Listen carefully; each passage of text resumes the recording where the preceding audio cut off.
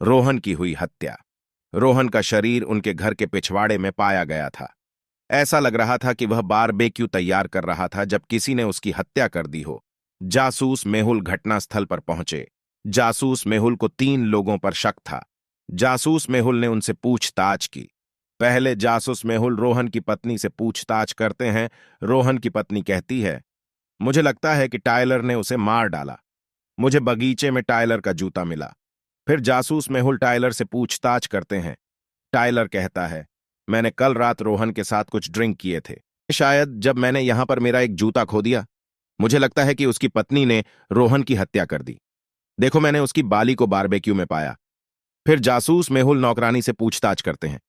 नौकरानी कहती है, सर मुझे कुछ नहीं पता, मैंने रोहन की हत्या नहीं की।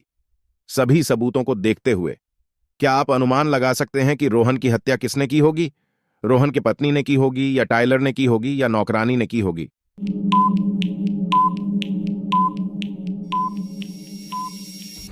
जवाब देने से पहले आपके चैनल हिंदी पहेलियां को लाइक सब्सक्राइब जरूर करिए।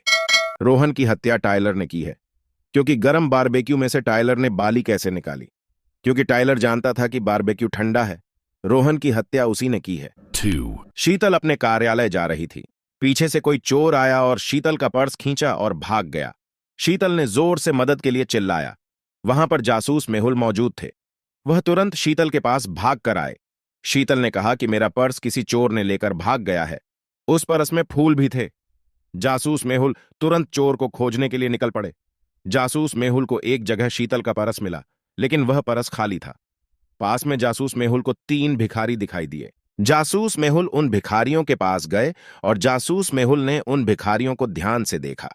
जासूस मेहुल समझ गए कि इनमें से एक चोर है। क्या आप इन 3 भिखारियों को देख सकते हैं और बता सकते हैं कि इनमें से चोर कौन सा भिखारी है? 1 नंबर वाला भिखारी चोर है, या 2 नंबर वाला भिखारी चोर है, या 3 नंबर वाला भिखारी चोर है?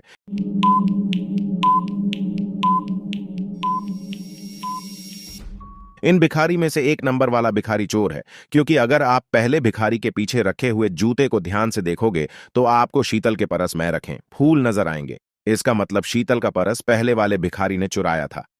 3 जासूस मेहुल खजाने की तलाश में एक बर्फीले पहाड़ पर चले गए। वहां पर बहुत ठंड थी। जासूस मेहुल समझ नहीं पा रहे थे कि कौन से रास्ते से जाना है, इसीलिए उन्होंने खजाने का नक्शा निकाला। जासूस मेहुल को नक्शे में 3 रास्ते दिखे। पहले रास्ता भूल भुलैया था। जो भी आदमी इस रास्ते से जाता था वह खो जाता था। दूसरे रास्ते में बहुत बड़ी नदी थी और उस नदी में बहुत सारे मगरमच्छ थे।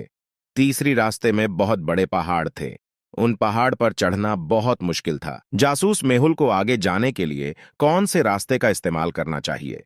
पहले वाला भूल भुलैया रास्ते का इस्तेमाल करना चाहिए, या दूसरे वाला मगरमच्छ के नदी का इस्तेमाल करना चाहिए, या तीसरे वाला बड़े बड़े पहाड़ के रास्ते का इस्तेमाल करना चाहिए?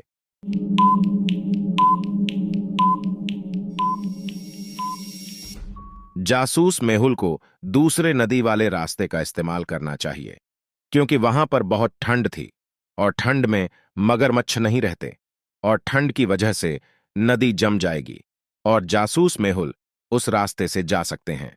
जासूस मेहुल को एक फोन आया कि पास के गांव में बहुत सारे जानवर मर रहे हैं। गांव के चारों ओर की हवा बहुत प्रदूषित थी, जिससे जानवरों की मौतें हुईं। जासूस मेहुल ने गांव जाने का फैसला किया। गांव पहुंचने पर जासूस मेहुल ने महसूस किया कि कोई ऐसा कारखाना है जो इस प्रदूषण का कारण बन रहा है। जासूस मेहुल ने गांव पहुंचकर 3 कारखाने की जांच की। यह पहला कारखाना है, और यह दूसरा कारखाना है, और यह तीसरा कारखाना है। क्या आप इन 3 कारखाने को देख सकते हैं और अनुमान लगा सकते हैं कि इनमें से कौन सा कारखाना प्रदूषण फैला रहा है?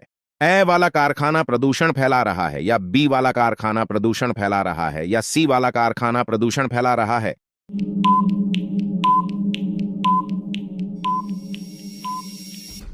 इन कारखानों में से बी वाला कारखाना प्रदूषण फैला रहा है, क्योंकि अगर आप ध्यान से देखोगे तो ए वाले कारखाने के आसपास झाड़ हरे भरे हैं और सी वाला कारखाना बंद है, और अगर आप बी वाले कारखाने के आसपास देखोगे तो झाड़ सूखे हुए हैं। इसका मतलब यही हुआ कि बी वाला कारखाना प्रदूषण फैला रहा है।